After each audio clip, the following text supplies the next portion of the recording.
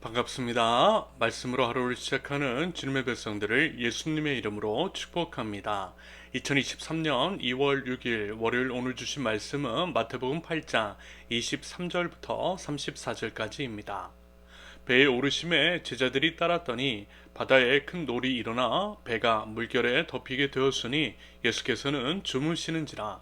그 제자들이 나와 깨우며 이르되 주여 구원하소서 우리가 죽겠나이다.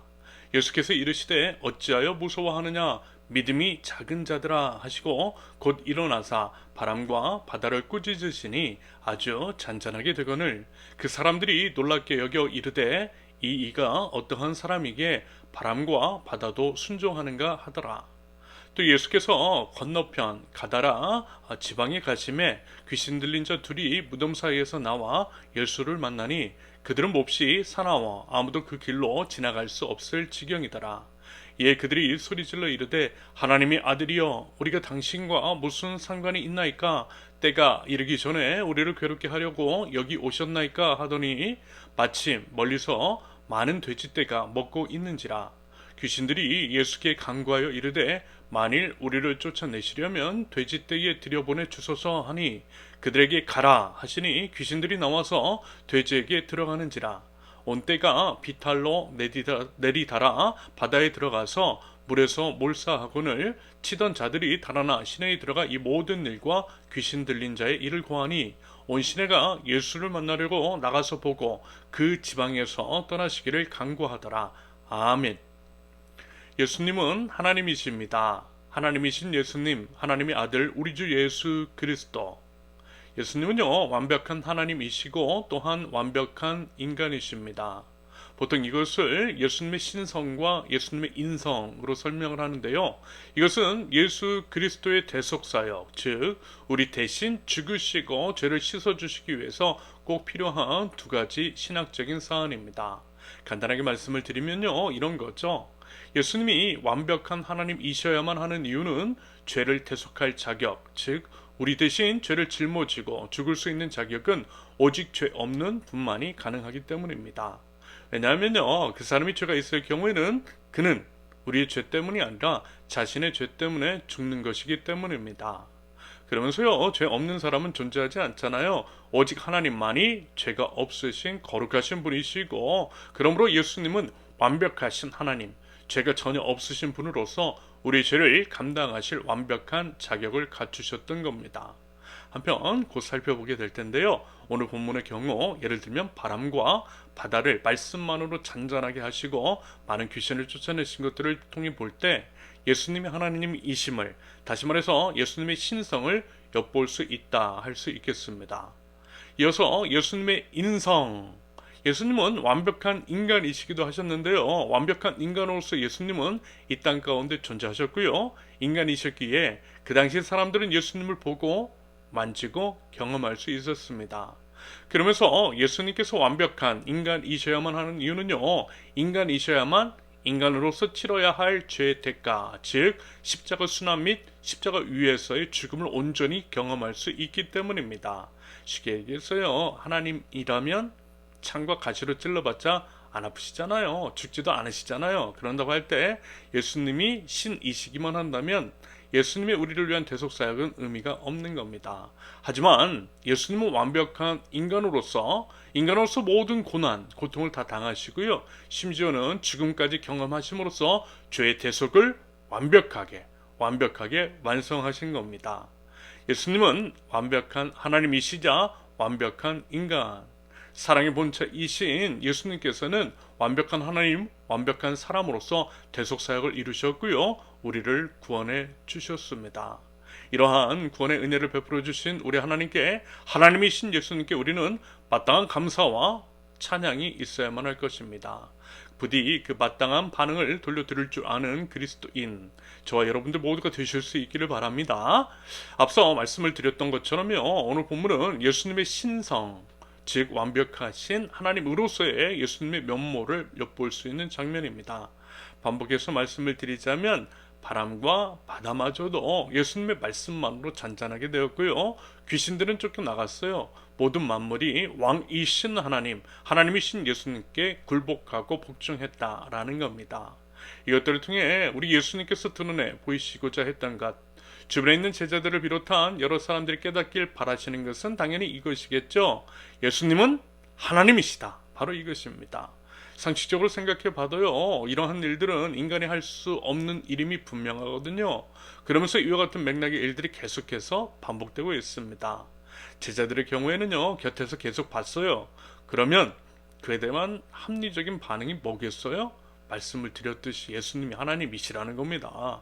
하나님만 할 수 있는 일들을 하시되 반복해서 이루시니 예수님은 하나님이실 수밖에 없는 거죠. 그것 좀 깨달으라는 겁니다. 그런데 어땠어요? 안 믿었어요. 보고도 안 믿었어요.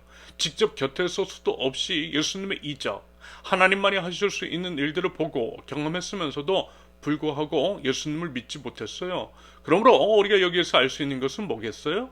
경험과 체험이 믿음을 주지는 않더라는 겁니다. 기적과 이적을 경험하고 병이 낫고 신비한 역사들을 곁에서 직접 본다 할지라도 그것들이 믿음을 주지는 않더라는 거예요. 여러분, 믿음은요, 말씀으로부터 비롯되고요, 믿음은 또한 선물입니다. 하나님의 선물이에요. 이것이 맞더라는 겁니다. 교회에 다니는 사람들 중에서 이런저런 이적 같은 것들을 좋아하고 신비로운 현상 같은 것을 쫓아다니는 사람들이 있거든요. 무슨 집회 같은 것들을 쫓아다니는 사람들. 그런데요, 그러한 것들이 믿음과는 별개일 수 있다라는 얘기입니다. 그건 믿음 아닐 수 있어요. 여러분, 정말 믿음이라고 하는 것, 우리 하나님께서 인정하시고 구원받을 만한 믿음이라는 것이 뭔 줄 아세요? 그것은요, 믿을 수 없는 환경과 상황, 하나님이 안 계신 것처럼 느껴지고 하나님을 부인할 수밖에 없는 상황 속에서도 예수님 붙드는 거예요.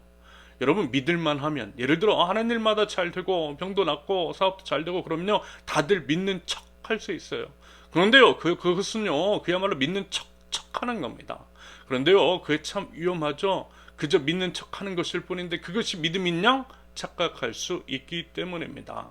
그런 것들은요, 조금만 고난이 와도 금방 무너집니다. 오늘 본문에서 배 안에 있던 제자들도 보세요. 평상시에는 별 문제 없었어요. 모든 게 순탄하고 좋았어요. 예수님을 주님으로 모시고 잘 따랐습니다. 그런데 예수님이 바로 곁에 계셨음에도 불구하고 풍랑이 일자 두려워하고 예수님을 흔들어 깨웠잖아요. 믿음이 없었던 겁니다. 알고 봤더니 예수님 믿지 않았던 거예요. 현상만을 쫓았던 겁니다. 바로 직전까지 병든 자를 치료하시고 놀라운 기적을 이루셨던 예수님을 직접 보고 경험했으면서도 그 예수님이 바로 곁에 계심에도 불구하고 그 예수님 못 믿었던 것이고요. 그래서 깨웠던 거예요. 그건 믿음 아니죠. 그래서 예수님은요, 믿음이 작은 자들아 라고 한탄하셨던 겁니다. 여러분, 어떻습니까? 우리의 믿음은 과연 어떻느냐라는 겁니다. 우리는 과연 안전해요? 제자들에 비해서 과연 낫다라고 말할 수 있습니까? 작은 풍랑에도 혹시 흔들리는 믿음이 아니냐라는 겁니다. 우리 예수님이요, 우리와 함께 하시다면서요. 그런데 왜 그렇게 염려하고 두려워해요? 우리 예수님께서 우리를 지키신다면서요. 그런데 왜 믿지를 못하느냐는 겁니다. 정말 그 믿음 있느냐는 거예요. 당연히 사람이기 때문에 그래요. 우리는 연약한 존재, 작은 풍랑에도 흔들리기 쉬운 연약한 사람, 갈대와 같은 존재입니다. 그래서요, 우리 주님 필요한 것이고 우리 주님을 계속해서 바라보며 의지해야만 하는 것이겠죠. 제가 몇 차례 말씀을 드렸듯이 지난 1년 동안 마치 풍랑을 경험했을 때 배 안에 있던 제자들과 같았던 것 같습니다. 그런데요, 역시 말씀드렸잖아요. 이젠 더 이상 흔들리거나 불안해하지 않겠다라고 말입니다. 물론 아예 그렇지 않을 것이다 장담할 수는 없겠지만 더욱더 우리 주님 바라볼 거예요. 우리 주님 믿는 믿음으로 담대하게 나아갈 것입니다. 더욱 말씀 붙들 것이고요. 주님께 믿음 구하면서 주님 의지하면서 나아갈 겁니다. 보이는 현상과 상황에 흔들리지 않기를 바랍니다. 여러분, 우리 꼭 그랬으면 좋겠어요. 말로만이 아니라 우리의 삶으로 우리 예수님을 온전히 믿는 믿음이 있을 수 있기를 바랍니다. 우리 예수님도 신뢰하자라는 거예요. 연약한 믿음 붙들어 주시고 믿음 더해달라고 기도하고요. 모든 상황에서 특별히 우리의 삶을 흔드는 삶의 풍랑 속에서도 우리 예수님 나와 함께 하시니 그 말씀 적혀 있으니 나는 두렵지 않습니다 라고 하는 담대한 고백이 있는 저와 여러분들이 있을 수 있기를 바랍니다. 여러분, 예수님께서 그것 보고 싶어 하십니다. 예수님 바라보고 예수님 의지하고 예수님 신뢰할 때 우리 주님 평안 주실 줄로 믿습니다. 그리고 그 믿음 말씀 받을 때에 말씀을 통해 선물해 주실 것입니다. 부디 언제나 믿음으로 예수님께 나아가며 마땅한 믿음의 반응을 올려드릴 줄 아는 하나님 나라 백성들 모두가 되실 수 있기를 예수님의 이름으로 축원합니다. 함께 기도합니다. 살아계신 여호와 하나님, 하나님이신 우리 주 예수 그리스도를 찬양합니다. 말씀만으로도 모든 만물이 복종하고 우리 예수님께 무릎을 꿇는 줄로 믿습니다. 말로만이 아니라 삶으로 행동으로 그 믿음을 증명해낼 줄 아는 저희 되게 하시되 나와 함께 하시는 하나님, 하나님이신 우리 주 예수 그리스도로 인하여서 모든 상황과 환경 가운데에 담대한 신앙인들 될 수 있도록 은혜를 더하여 주시옵소서. 하나님의 말씀에 더욱더 귀 기울이는 자가 되게 하시며 하나님의 말씀에 순종의 발걸음을 떼어갈 때에 더욱더 믿음 더하여 주시고 믿음의 역사를 경험하게 하시며 믿음의 반응을 볼 줄 아는 하나님 나라의 백성들, 주님의 공속들 모두 될 수 있도록 하나님 인도하여 주시옵소서. 예수 그리스도의 이름으로 기도합니다. 아멘. 하나님께서 오늘 주신 말씀과 각자 기도 제목을 놓고요 잠시 기도하겠습니다.